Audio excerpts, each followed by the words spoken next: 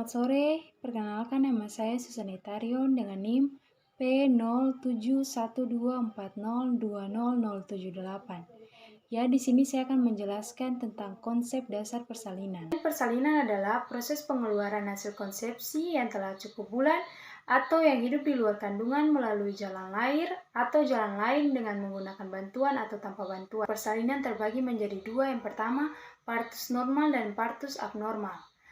Partus normal atau partus spontan adalah proses kelahiran bayi yang telah terjadi pada usia kehamilan cukup bulan sekitar 37-42 minggu tanpa adanya penyulit, yaitu dengan tenaga ibu sendiri tanpa bantuan alat-alat serta tidak melukai bayi dan ibu. Yang kedua, partus abnormal adalah persalinan pervaginam dengan bantuan alat-alat atau melalui dinding perut dengan operasi sesar. Karakteristik dari persalinan normal yang pertama terjadi pada kehamilan yang cukup bulan, bukan prematur atau postpartum. Yang kedua, terjadi spontan, bukan karena dipacu atau induksi. Yang ketiga, terlaksana tanpa bantuan artifisial. Yang keempat, tidak adanya penyulit atau komplikasi. Yang kelima, kelahiran plasenta yang normal. Istilah yang biasa digunakan dalam persalinan yang pertama, partus atau persalinan. Kedua, gravida atau seorang wanita yang sedang hamil. Ketiga, nullipara atau seorang wanita yang belum pernah melahirkan. Ada abortus atau penghentian kehamilan sebelum janin dapat hidup. Sebab-sebab dimulainya persalinan, yaitu pertama, teori keregangan. Otot rahim mempunyai kemampuan meregang dalam batas tertentu. Yang kedua, teori penurunan progesteron. Proses penuaan plasenta terjadi mulai umur kehamilan 28 minggu. Yang ketiga, teori oksitosin eksternal, yaitu oksitosin yang dikeluarkan oleh kelenjar hipofisis posterior. Keempat, teori plasenta menjadi tua seiring matangnya usia kehamilan. Yang kelima, teori iritasi mekanis, di belakang serviks terletak ganglion cervicalis. Yang keenam, ada teori hipotalamus pituitary atau glandula suprarenalis. Glandula suprarenalis merupakan pemicu terjadinya persalinan. Yang ketujuh, teori prostaglandin. Yang berikut ada tahapan persalinan. Tahapan persalinan dibagi menjadi 4. Yang pertama, kala 1 yang disebut juga dengan kala pembukaan. Kala 2 yang disebut juga dengan kala pengeluaran. Kala 3 yang disebut juga dengan kala uri. Dan kala 4 adalah 2 jam setelah plasenta keluar. Yang pertama, kala 1.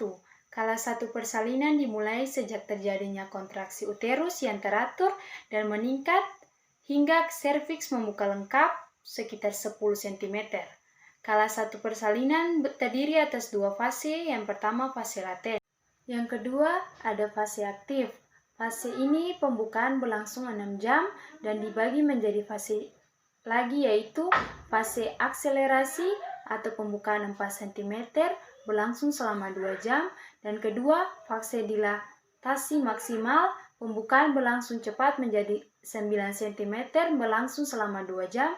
Dan ketiga, fase delerasi atau pembukaan dari 9 cm sampai 10 cm berlangsung selama 2 jam.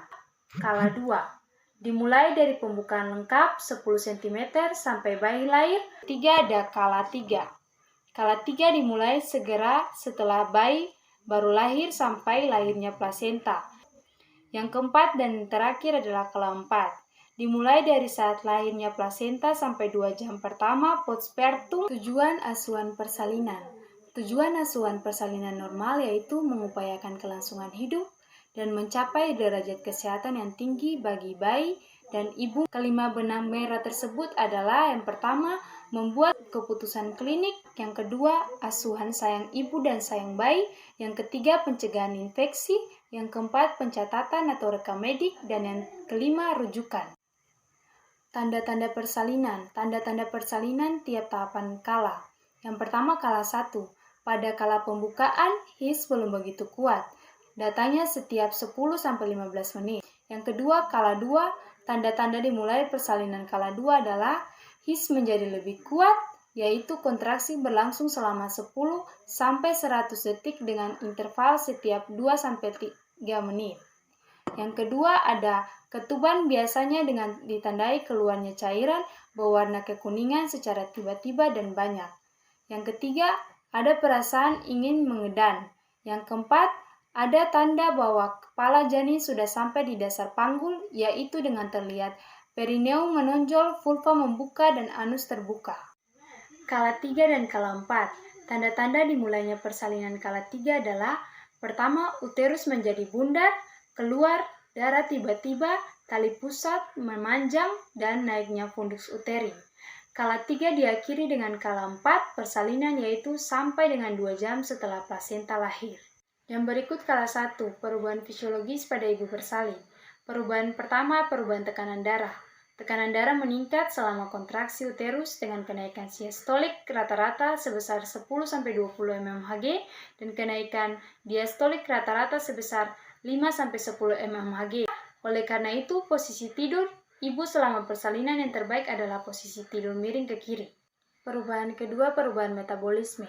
Kegiatan metabolisme yang meningkat tercermin dengan kenaikan suhu badan, denyut nadi, penapasan, curah jantung, dan kehilangan cairan. Perubahan pada ginjal.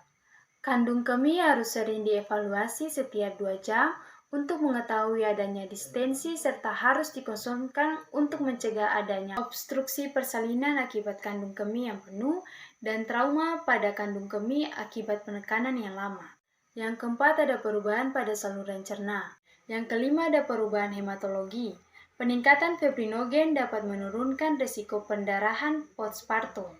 Yang terakhir, perubahan psikologis pada kala 1. Yang pertama, perasaan tidak enak. Yang kedua, takut dan ragu-ragu akan persalinan yang akan dihadapi. Perasaan takut akan proses persalinan yang tidak normal, menganggap persalinan sebagai cobaan, perasaan tidak percaya terhadap penolong, perasaan takut akan kondisi bayinya, dan ibu merasa cemas. Ya, demikian penjelasan tentang konsep dasar persalinan. Sekian dan terima kasih.